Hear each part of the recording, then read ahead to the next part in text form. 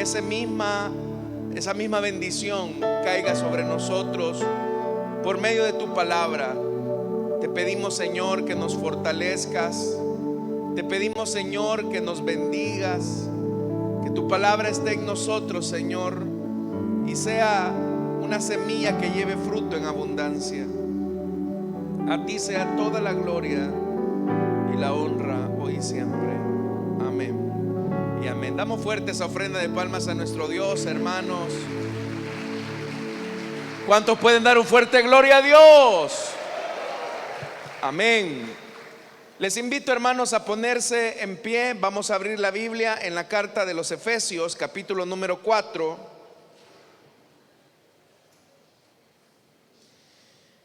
Y vamos a leer de este capítulo 4 el versículo 25 al 27.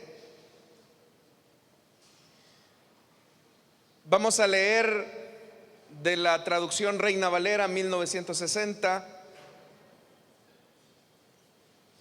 Dice la palabra del Señor en Efesios capítulo 4 versículo 25: por lo cual, desechando la mentira, hablad verdad cada uno con su prójimo, porque somos miembros los unos de los otros.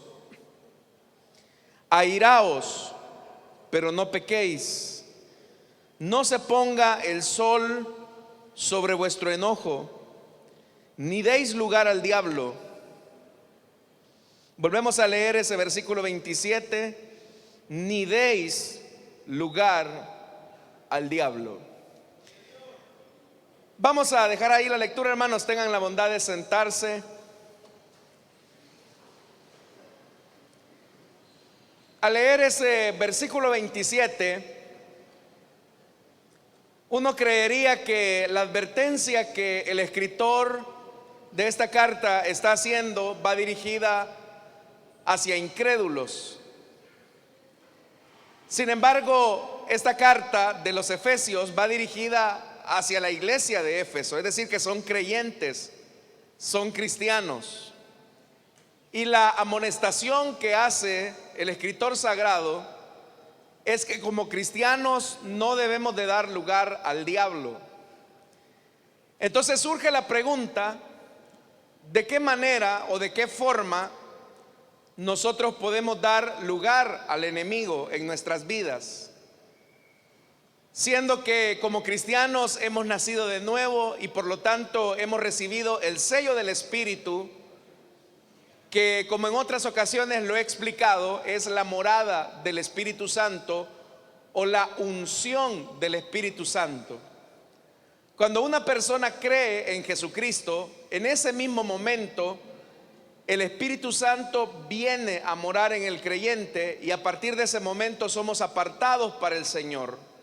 Somos sellados como propiedad del Señor Jesús.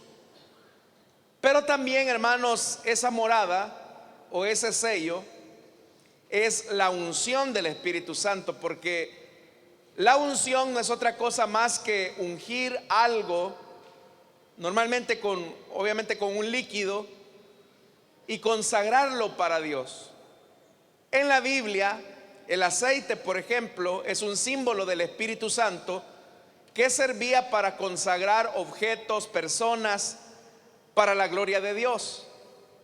En ese sentido, el cristiano no ha sido ungido con aceite, sino que ha sido ungido con la morada del Espíritu Santo, y a partir de ese momento el cristiano viene a ser propiedad del Señor. Pero parece interesante cómo esta advertencia que aparece en ese versículo 27 va dirigida hacia los cristianos. Entonces, ¿de qué manera un cristiano, un hijo de Dios, puede darle lugar al diablo? En primer lugar, hermanos, hay que distinguir tres cosas que no son lo mismo. En primer lugar, Satanás puede oprimir a una persona.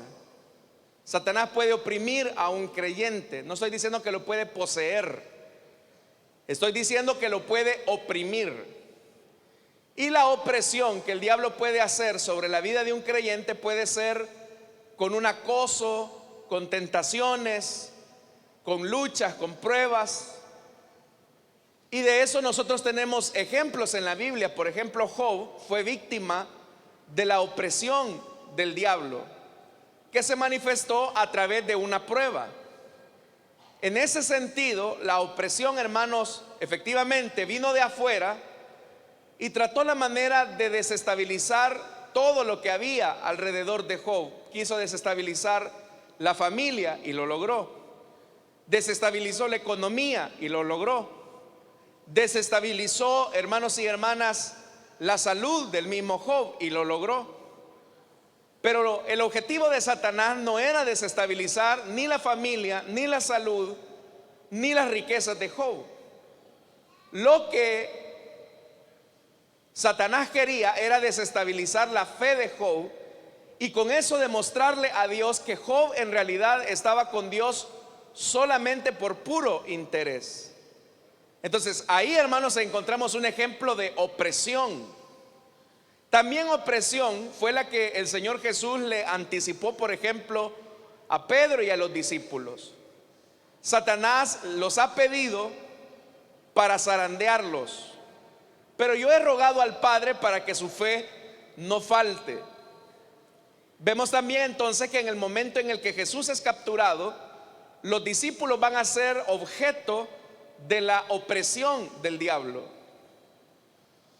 Pero también, hermanos, el apóstol Pablo, dice la Biblia que recibió un mensajero de parte de Satanás que lo aguijoneaba con el propósito que todas las revelaciones que había recibido de Dios no fueran motivo de altivez o soberbia en su vida. Porque ningún ser humano ha podido, por ejemplo, ir al tercer cielo. Pablo sí tuvo esa experiencia. Dice que a él se le concedió escuchar cosas inefables, cosas que no se pueden describir humanamente hablando. Pero eso podía llenar el corazón de Pablo a un punto en el que la soberbia o la altivez llegaran a su vida. Por eso es que venía este mensajero de parte de Satanás para aguijonearlo y hacer que esa altivez no subiera. Todos esos ejemplos son ejemplos de opresión. Entonces los cristianos, por alguna circunstancia y por algún plan de Dios, tendremos, hermanos y hermanas, que enfrentar una batalla espiritual en algún momento de nuestra vida. En algún momento de nuestra vida vamos a tener que enfrentar algún tipo de opresión. Y en ese caso, esta misma carta de los Efesios nos recomienda que tenemos que revestirnos de toda la armadura de Dios para que cuando llegue el día malo podamos permanecer firmes. Entonces, de que vamos a tener alguna lucha, algún encuentro con el enemigo, eso será una realidad. Yo no quiero, hermanos y hermanas, ni que usted subestime a Satanás, pero tampoco que lo sobreestime, porque los dos polos son incorrectos. Subestimar al diablo al punto de decir: no, si este diablito a mí ni cosquillas me hace. No, si este diablito es poca cosa. Eso es estarlo subestimando, y eso lo puede llevar a usted a un punto donde se confíe. Pero también sobreestimar a Satanás implicaría que usted le adjudique un poder que él no tiene, una autoridad o una victoria que él no posee. Y son las típicas personas que en todo lugar andan viendo al diablo. Eso es sobreestimarlo de manera. Entonces los cristianos debemos de tener un equilibrio. Pero le decía, todos en algún momento, si somos cristianos auténticos y genuinos, vamos a tener que enfrentar una lucha, una opresión, vamos a tener que enfrentar una guerra espiritual. Y por eso es que la Biblia nos manda a que nos revistamos de toda la armadura de Dios, para que podamos estar firmes el día en que Satanás o sus secuaces vengan contra nosotros a tratar la manera de destruirnos. Pero esa es una cosa. Si usted se fija, en la opresión uno está en lucha, uno está batallando, uno está en el esfuerzo de no ceder a la opresión del diablo. Entonces los cristianos podemos sufrir opresión a través de tentaciones, de pruebas, de acosos espirituales, pero que no van a terminar en una posesión, que eso es otra cosa. Un segundo elemento, hermanos y hermanas, es cuando la persona es atormentada. ¿Qué ocurre con la cuestión del tormento que Satanás puede ocasionar? Ser atormentado por el diablo no significa tampoco necesariamente que una persona esté poseída. Una persona puede ser atormentada por una enfermedad, y en ese sentido, por ejemplo, hermanos y hermanas, el tormento que puede ocasionar Satanás en la vida de una persona casi siempre se deriva de un aspecto que puede llevarnos, hermanos y hermanas, a perder en nosotros la paz y la tranquilidad que podemos tener en Dios. Por eso quiero especificar: una persona puede sufrir un acoso, puede sufrir, hermanos y hermanas, una lucha, pero ¿de qué manera una persona le da lugar al diablo? ¿De qué manera Satanás logra atormentar la vida de un creyente? Y repito, no estoy diciendo que un creyente pueda ser poseído, porque esa es la tercera acción que Satanás hace, pero no la hace contra los cristianos, porque sabemos que los cristianos hemos sido sellados con el Espíritu Santo, hemos sido revestidos con el Espíritu Santo, y hasta ahí Satanás no llega. O sea, Satanás no puede hacer nada.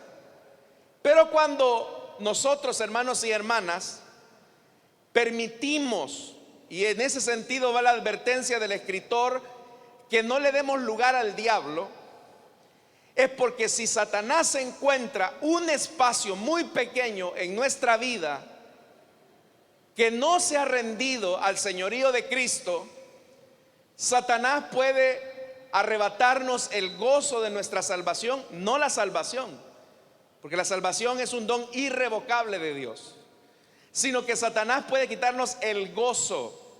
Es decir, que una persona conociendo al Señor no se sienta feliz, no se sienta plena, no se sienta con gozo, con deseo de servir al Señor, siempre esté embargado de una tristeza que no puede encontrar una explicación.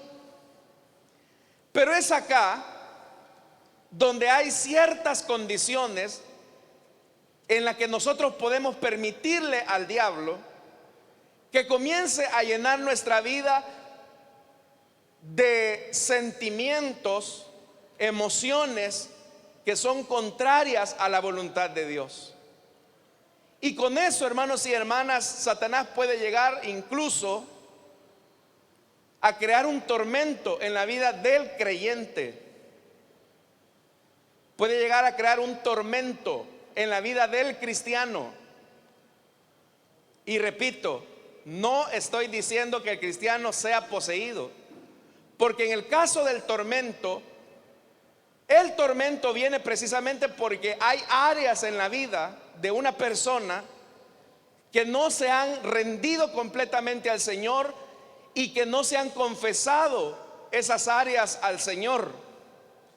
En cambio, la posesión, esa sí se manifiesta en los que no son cristianos, y es una anulación completa de la voluntad de la persona. Y también, hermanos y hermanas, es una anulación completa de la personalidad del individuo. Pero yo no estoy hablando de posesión, estoy hablando de lo que acá la Escritura dice, que no le demos lugar al diablo. Pero ¿de qué manera una persona le puede dar lugar a Satanás? El versículo 25, con el cual leímos o comenzamos esta lectura, Lo primero que el escritor nos advierte es, por lo cual dice, desechando el que dice, la mentira. ¿Quién es el padre de toda mentira? No, ¿quién es el padre de toda mentira? Es Satanás. Entonces lo primero, hermanos y hermanas, que el cristiano tiene que desechar de su vida es la mentira. La mentira, usted sabe que tiene una acción importante, y esa acción es que la persona vive una realidad que no coincide con su ser interior. Por ejemplo, mentira es la hipocresía. Cuando una persona manifiesta una cosa frente a los hermanos, frente a la iglesia, pero en su vida interior tiene antivalores, tiene una vida doble, tiene lo que conocemos con nosotros como una doble vida, eso es hipocresía, eso es mentira. Entonces Satanás, ante una situación no confesada, porque una persona vive en la mentira, y puede ser que vive en una situación de pecado, Satanás puede comenzar a atormentar a esa persona con culpabilidad, puede comenzar a atormentar a esa persona con un sentimiento de vergüenza, puede comenzar a, hermanos y hermanas, a inyectarle a esa persona miedo, desesperanza, angustia, ansiedad, preocupación. ¿Pero por qué? Porque está viviendo una mentira, está viviendo un engaño. Por eso es que la Biblia nos recomienda, hijitos míos, si alguno de ustedes ha pecado, ¿qué es lo que tenemos que hacer? Abogado tenemos para con el Padre, a Jesucristo, el Hijo de Dios. Entonces lo que debe de existir en nosotros es una confesión, para que Satanás no atormente la vida de la persona al punto de decirle: vos no sos nada, vos sos un hipócrita, vos no deberías de estar en la iglesia, mira lo que estás haciendo. Eso llega a un punto, hermanos, donde la persona se siente tan atribulada, tan apesadumbrada, que dice: bueno, quizás a lo mejor yo no soy hijo de Dios porque me siento en esta condición. Pero entonces viene el Espíritu y le dice a usted: confiesa tu pecado, arrepiéntete de tu maldad. Pero inmediatamente viene el diablo: ¿y qué van a decir de ti? Y si tú confiesas que has hecho este pecado, te van a ver de menos. Y si tú comienzas a decir lo que has hecho, la gente se va a burlar de ti, te van a menospreciar. Y entonces, hermanos, el acoso del enemigo es tal que entonces muchas personas saben que tienen vida doble y deciden vivir en la mentira.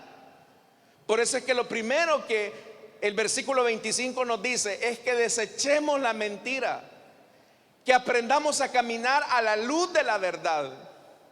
Cuando hay cosas en nuestra vida, estimados hermanos y hermanas, que no coinciden con el evangelio de Cristo, nosotros debemos de desechar la mentira.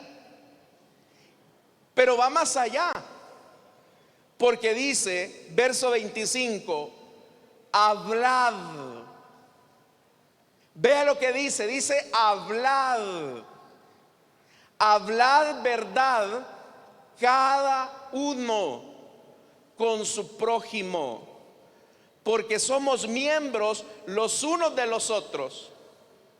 Uno entendería que la confesión del pecado debe de ser hacia Dios, y en realidad así es.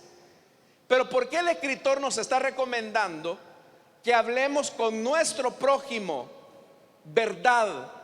Y dice más, porque somos miembros los unos de los otros. Porque hay personas, y usted lo habrá notado, hay personas que cometen un pecado, lo confiesan a Dios, pero se siguen sintiendo culpables. Entonces las personas vienen y dicen: pero si ya le pedí perdón a Dios, ¿Por qué siento culpabilidad? ¿Por qué siento vergüenza? ¿Por qué siento miedo? ¿Por qué incluso hay gente que dice, no me siento perdonado? No es que Dios no lo haya perdonado, Dios lo ha perdonado porque Dios es fiel a su palabra. La Biblia dice que si confesamos nuestros pecados, Él es fiel y justo para perdonarnos. Pero ¿por qué el escritor, por qué la Biblia, por qué la escritura, que es palabra de Dios, nos invita a que incluso se lo confesemos a una persona, a un miembro del cuerpo de Cristo? Porque como en otras ocasiones también yo se lo he dicho, la confesión vertical trae perdón de pecados. La confesión hacia Dios de nuestro pecado nos limpia de toda maldad. Pero la confesión horizontal, con un hermano en la fe, con una persona madura, llena del Espíritu Santo, cuando venimos y nosotros le decimos a esta persona, oiga hermano, fíjese que yo en realidad he tenido una vida doble durante los últimos 2 años. Usted me ha visto que yo vengo a servir, atiendo mi privilegio, pero he estado en esta situación delante de Dios que no está bien, y quiero confesársela a usted porque me siento culpable y deseo que usted ore por mí y me ayude a salir de este proceso. En ese preciso momento que confesamos a Dios nuestro pecado y que le decidimos contar a una persona madura en la fe lo que hemos hecho, eso nos libera de una carga, nos libera de una culpa. Porque Satanás lo que trata, la manera de hacer es que usted viva en la mentira, que usted viva en el engaño, que usted viva en la hipocresía. Por eso es que dice la Biblia que debemos de hacerlo. Ahora, hay ciertas condiciones, hay ciertos sentimientos, hay ciertas emociones que podrían, hermanos y hermanas, también generar raíces de amargura. Situaciones en la vida que poco a poco nos van a ir desconectando de la presencia de Dios. Vea lo que dice el versículo número 26. Aquí coloca un ejemplo de una forma como los cristianos podemos darle lugar al diablo. Por ejemplo, dice el versículo 26: airaos, enójense, tienen derecho a molestarse por una injusticia, tienen derecho a sentir que los han ofendido. Pero dice el versículo 26: airaos, pero no pequéis. ¿Y de qué forma una persona airada puede pecar? Una persona airada, hermanos y hermanas, puede pecar en diferentes niveles. Una persona airada puede responder a ese pecado primero devolviendo la ofensa.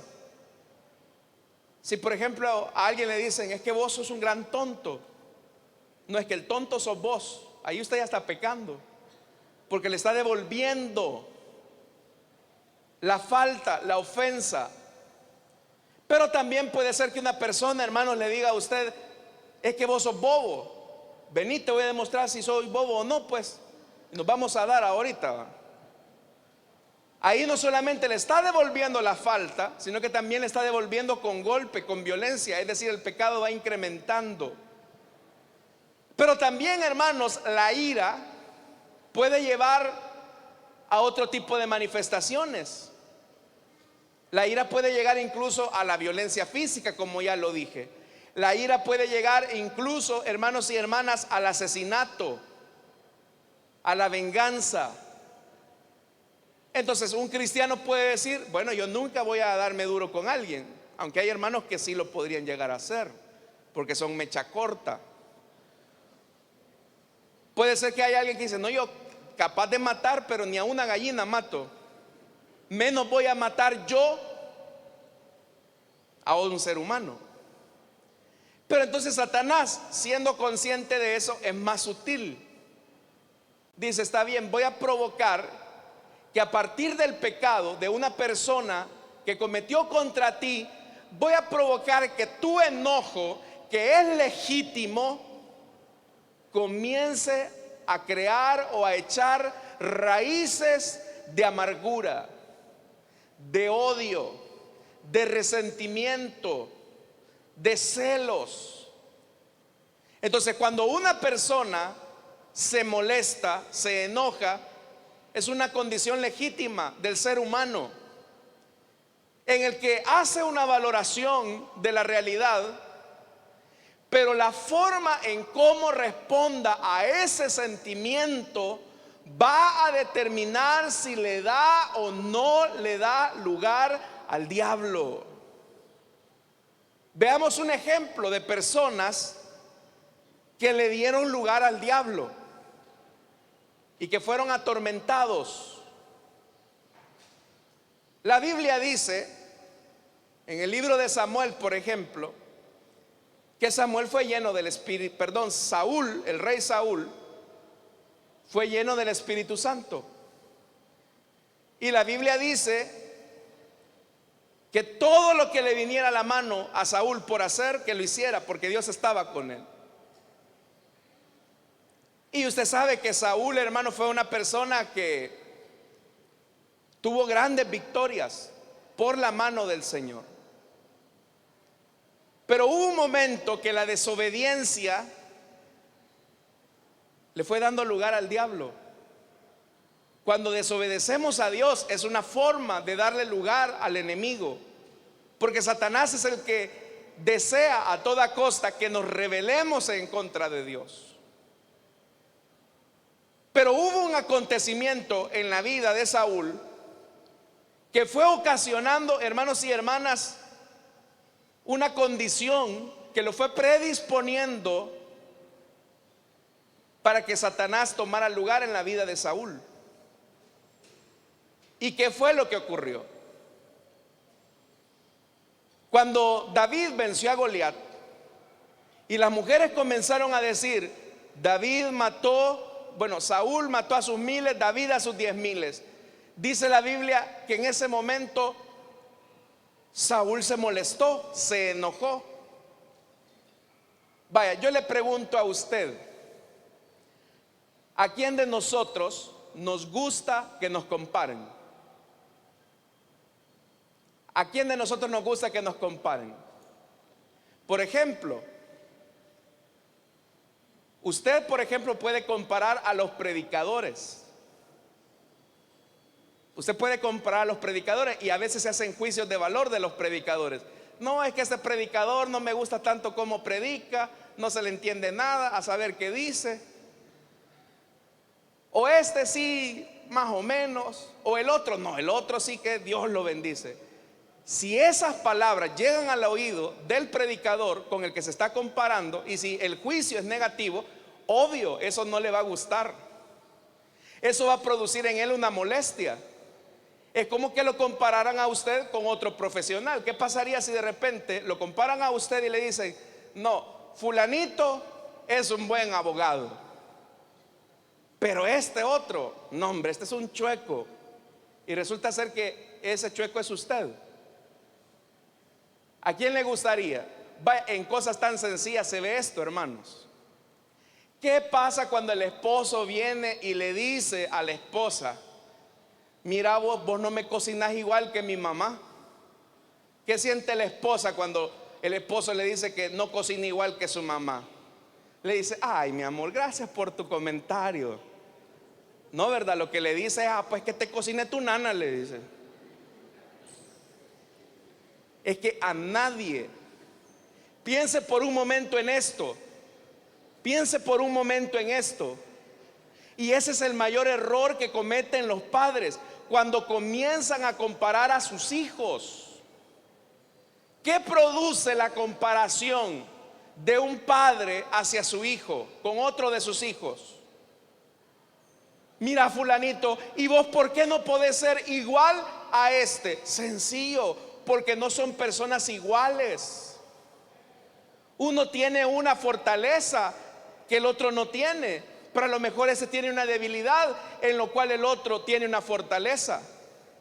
Lo que yo le quiero decir es que Saúl no era culpable que lo compararan. Saúl no era culpable que lo compararan, porque era un juicio que la gente estaba haciendo de su valentía. Y Saúl tenía la responsabilidad de ser rey, de ir a la batalla, pero él como ser humano experimentaba miedo, experimentaba temor a causa de su pecado, como usted quiera verlo. Pero el hecho es que, hermanos y hermanas, la comparación que hicieron las mujeres, ellas no estaban pensando: con estas palabras voy a herir al rey Saúl, vamos a herir a Saúl, y con estas palabras vamos a entregarle el reino a David. La forma en cómo respondió Saúl a la comparación fue lo que permitió que le diera espacio su naturaleza pecaminosa a los espíritus malignos.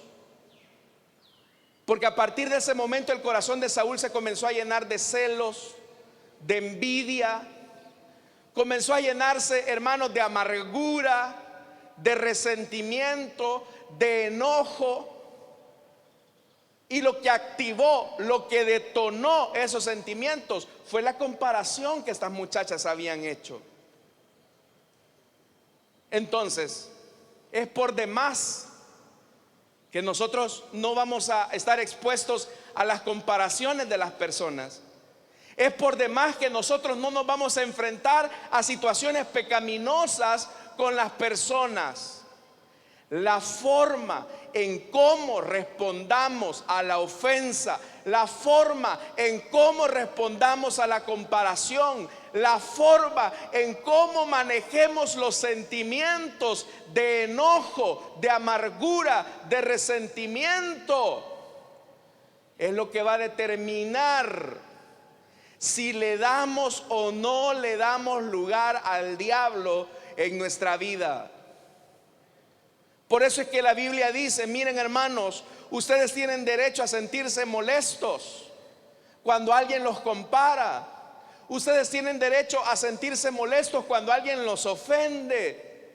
Ustedes, es normal que experimenten una inconformidad, una incomodidad. Pero vea lo que dice la Biblia: no se ponga el sol sobre vuestro enojo. No permiten que ese enojo, si fuera ese el pecado, se prolongue por el resto de un día. Pero ¿qué es lo que hacemos nosotros como cristianos? Cuando alguien nos ofende, cuando alguien nos compara, cuando alguien nos echa zancadilla, cuando alguien es malintencionado, a nosotros el enojo hacia esa persona no nos dura un día, hermanos. Nos dura más de un día. A veces puede durar décadas, años, una vida entera. Y hay cristianos nacidos de nuevo que tienen, hermanos y hermanas, raíces de amargura, tienen celos, tienen inconformidades, tienen, hermanos y hermanas, ese tipo de sentimiento que ya no ha durado un día, ha durado casi años, décadas. Por eso es que la Biblia nos dice: no le den lugar al diablo. Por eso dice, vea nuevamente, hermanos, versículo 27: no deis lugar al diablo. Porque una forma en que nosotros le podemos dar lugar al diablo es cuando permitimos que ese tipo de sentimientos comiencen a anidar en nuestra vida. Quiero mencionarle otra cosa más. Ustedes recuerdan de Caín y Abel. El Señor reprendió a Caín y le dijo: mira, Caín, la forma en cómo tú te quieres acercar a mí no es la forma en que yo lo he expresado. Así que tu ofrenda no te la puedo recibir. Eso incomodó a Caín. Cuando uno piensa en Caín, uno cree que Caín le ofreció lo que le sobraba. lo que no quería. No, hermanos y hermanas, Caín seguramente le ofreció al Señor lo mejor de la tierra, lo mejor de su fruto, lo mejor de sus cosechas. Pero la buena intención delante de Dios no es suficiente. Dios ha establecido la forma y la manera en cómo tenemos que acercarnos a Él. No es a nuestra manera, no es a nuestro antojo. Esa es la forma y a la manera de Dios. Pero eso le incomodó a Caín. ¿Y a quién de nosotros nos gusta así sinceramente que nos llamen la atención? ¿A quién le gusta que le llamen la atención, hermanos? Seamos honestos, a nadie. Pero la forma en cómo reaccionamos, incluso a una exhortación positiva, a una amonestación de nuestra vida, la forma en cómo respondamos va a determinar si le damos o no le damos lugar al diablo. Usted tiene dos opciones. Supongamos que hay un hermano o un familiar que lo aprecia y lo estima y le dice: mira, yo creo que tienes que mejorar un poco en esto. Te pido por favor que pongas lo mejor de tu parte para mejorar en esta área. Y usted se siente ofendido. Entonces se siente molesto, y especialmente si quien se lo está diciendo es más joven y es una persona con menos experiencia que usted. Viene usted y dice en su interior: ¿y quién es este que me está dando indicaciones? Si yo hasta el tata de él puedo ser, si yo incluso podría decidir de qué forma orientar a esta persona. O guiado por el Espíritu comienza a reflexionar y dice: bueno, la verdad que esta persona tiene razón en lo que me está diciendo. Voy a escucharlo por un momento y voy a tratar la manera de enmendarlo. Con esa actitud usted apacigua su ira. Pero ¿qué pasa, hermanos y hermanas, si su reacción es la opuesta ante una exhortación que alguien le está haciendo? Es que eso, oigan hijos, jóvenes, adolescentes, jóvenes, escuchen. Eso precisamente es lo que pasa cuando tu papá o tu mamá te amonestan. Y cuando tu papá y tu mamá te amonestan por algo que estás haciendo mal, tú tienes dos caminos: el camino de la humildad y decir: hey, tiene razón, me equivoqué.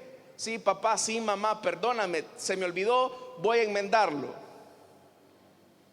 Pero cuando los hijos responden de manera negativa: es que usted, mamá, porque no me entiende, es que mire, que no sé qué, como usted ya es una ruca que vivió en otra época, no tiene ni forma de decir las cosas, y puede ser que sea verdad lo que esté diciendo, que quizás no fue la forma correcta, adecuada en que le estaban amonestando. Puede ser que sea verdad, pero la forma en cómo usted le está respondiendo a su papá, a su mamá, puede ser una muestra de rebelión a la autoridad establecida por Dios, que en este caso es tu papá.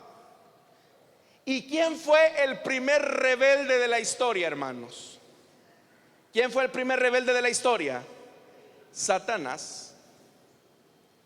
Entonces vea, uno puede decir: es que la manifestación del diablo solamente se da en los cultos satánicos, en los conciertos de rock, en la brujería, en la hechicería. Eso es verdad. Pero también nosotros podemos darle lugar al diablo cuando él, hermanos y hermanas, coloca ese gusano perverso de cualquier sentimiento, acción o emoción que se opone a la voluntad de Dios. Por eso es que el Señor nos dice: no demos lugar al diablo. Pero también, hermanos, quiero terminar con algo. Otra forma en que podemos darle lugar al diablo es cuando estamos jugando mucho con la seducción del pecado. Cuando nosotros comenzamos a jugar mucho con la seducción del pecado, le estamos dando lugar al diablo. ¿Verdad que se me quedó viendo y me hacía ojitos? No, si yo creo que a ella le gusto. No, yo creo que si una llamadita por teléfono, un mensaje de WhatsApp que le envíe, y yo creo que esta cae. Ahí la persona está jugando, está dándole lugar al diablo. Yo le pregunto a usted: ¿cómo cree que comenzó el pecado de Judas Iscariote? Que le voy a decir algo, la Biblia dice que Judas, por ejemplo, sanaba enfermos, echaba fuera demonios, predicaba el evangelio. Pero la Biblia dice claramente que él era hijo de perdición. Estamos claros en eso. Pero ¿cómo fue que Judas Iscariote llegó al punto de vender, de traicionar a Jesús, el Hijo de Dios? Cuando comenzó a tener esos acercamientos inadecuados con las autoridades religiosas que le decían: Judas, 30 piezas de plata, míralas, son tuyas. Nadie tiene que darse cuenta, Judas, que tú estás platicando con nosotros. Nadie va a saber que tú nos estás dando información. Es más, Judas, tú tienes que sentirte privilegiado, porque son muy pocas personas las que logran hablar con nosotros, que somos el Sanedrín. Es más, hasta tú puedes ser un fiel del judaísmo después. Pero ¿qué comenzó a despertar eso en el corazón de Judas? La codicia, la ambición. Y en ese preciso momento Judas Iscariote le estaba dando lugar al diablo. Hermanos, la Escritura nos dice que no le demos lugar al diablo.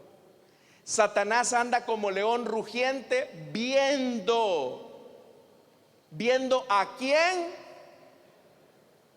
viendo a quién devora. El diablo no crea que anda ahí, hermanos, porque le va a mandar una tarjeta de agradecimiento. No lo va a hacer. Entonces, cuando un cristiano está siendo atormentado por la culpa, por la vergüenza, por pensamientos obsesivos, cuando un cristiano, hermanos y hermanas, está siendo atormentado por la vergüenza, por un pecado no confesado, esa atadura, hermanos y hermanas, solamente se puede romper cuando confesamos nuestros pecados a Dios, porque la Biblia dice que Él es fiel y justo para perdonar. Entonces, si tú de aquí a un momento, hermanos, te has sentido frío, cargado, te pesa venir a la iglesia, no te dan ganas de orar, no te dan ganas de leer la Biblia, ¿qué área de tu vida hay un pedacito de germen del diablo en el que nosotros, hermanos y hermanas, nos está asfixiando y nos está ahogando nuestra comunión con Dios? Repito, no estoy diciendo, y lo he aclarado muchas veces, que el cristiano pueda ser poseído, porque eso no va a ocurrir jamás. Pero Satanás puede meternos, hermanos y hermanas, veneno, dardos de fuego. Todo resentimiento, hermanos, es obra de nuestra carne, pero también es estimulada por el diablo. La venganza, el odio, la envidia. Oigan esto, hermanos, los celos.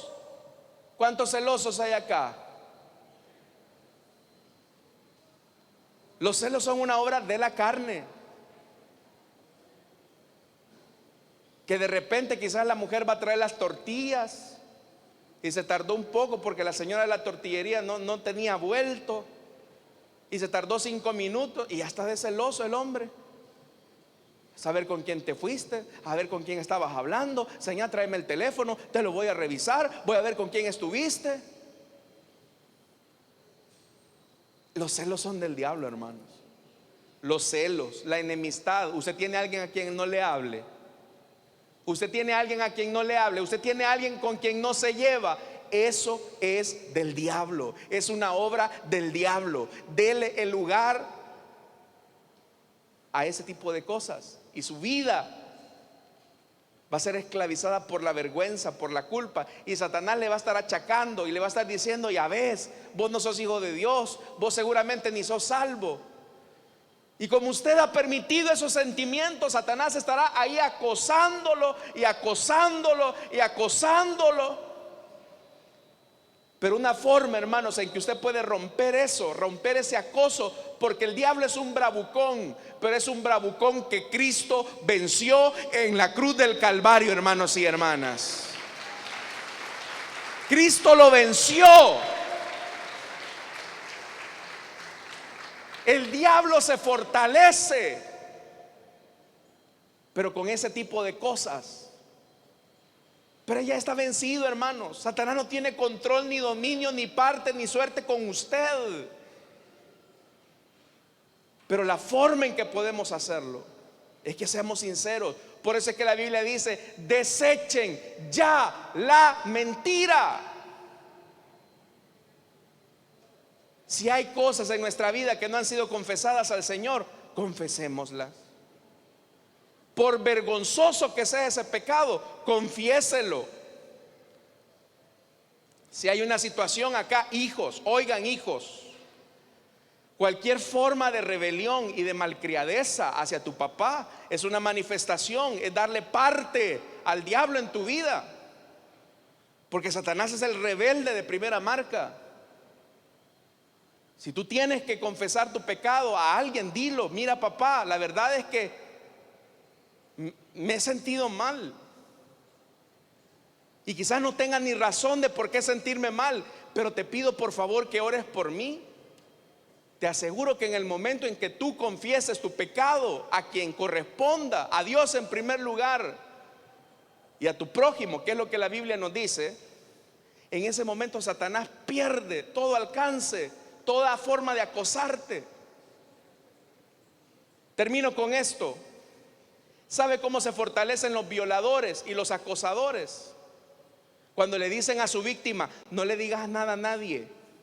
Es que si vos hablas, a vos te van a echar la culpa. Vos sos el culpable. Vos sos el que provocaste que yo te tocara. Vos fuiste el culpable porque andabas vestido de esa manera o andabas vestida así. Y el acosador, el abusador, está tratando la manera de proyectar su culpa, su maldad en la víctima. Pero ¿qué pasa si la víctima cree eso? ¿Qué es lo que pasa con nuestros niños? Sí, si esto lo llega a saber mi papá y mi mamá, dice el niño, a mí me van a castigar, a mí me van a pegar, porque mi papá ama mucho a mi abuelo, porque mi papá o mi mamá aman mucho a mi tío, y a mí me van a ver como malo, y a mí me van a pegar. Pero el niño que comienza a absorber esa mentira comienza a vivir en oscuridad, comienza a entristecerse. Mira, hermano, usted puede notar cuando un niño ha sido víctima de abuso sexual. Cuando después de estar muy alegre, muy contento, y de repente usted lo ve todo triste, todo apagado, no se relaciona con nadie, llora por nada, se orina, hermanos y hermanas, en la cama en edades que ya no debería de hacerlo. Entonces el niño ha absorbido la mentira y está siendo atormentado por las palabras de ese abusador. Pero ¿qué pasa si el niño cuenta y dice la verdad y sus papás le creen? La mentira se rompe y ahí el niño entiende que él ha sido víctima del ataque de un bravucón. Pues esta mañana quiero decirte algo. Tú tienes un Padre en los cielos que sabe cómo te has visto afectado por ese tipo de sentimientos. Ve y dile a tu Padre cómo te sientes, y tu Padre, que es fiel y justo, te va a rescatar en el día de tu aflicción. Porque tenemos un buen Padre, hermanos y hermanas, que cuida de nosotros y que nos ama con amor eterno. Dicen amén a eso. Vamos a orar. Vamos a cerrar nuestros ojos. Oremos, hermanos.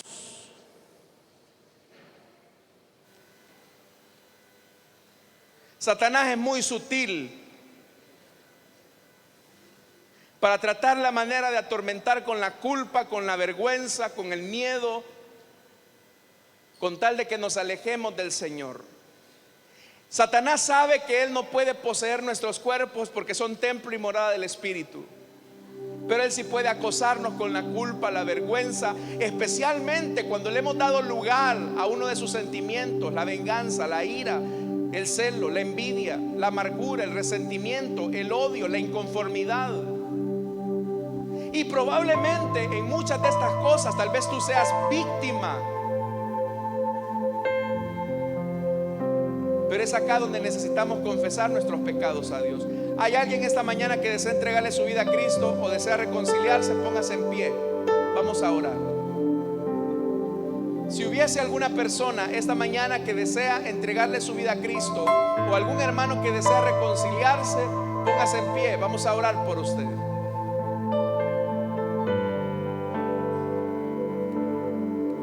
No demos lugar al diablo, permitiendo que el odio, el resentimiento, la amargura, incluso un trato injusto que nos dieron a nosotros, anida en nuestro corazón al punto que exacerbe la maldad que puede existir en nuestra propia naturaleza. Esta mañana hay alguien que desea entregarle su vida a Cristo o desea reconciliarse. La Biblia dice que para esto apareció el Hijo de Dios, para deshacer las obras del diablo. Tú solo no podrás, vas a necesitar del Señor. ¿Hay alguien esta mañana que desea entregarle su vida a Cristo o desea reconciliarse? No puedo extender mucho este llamado por el tiempo, pero hay alguien. Si tú quieres entregarle tu vida a Cristo, el diablo es muy sutil. Si lo subestimas, el diablo es muy sutil.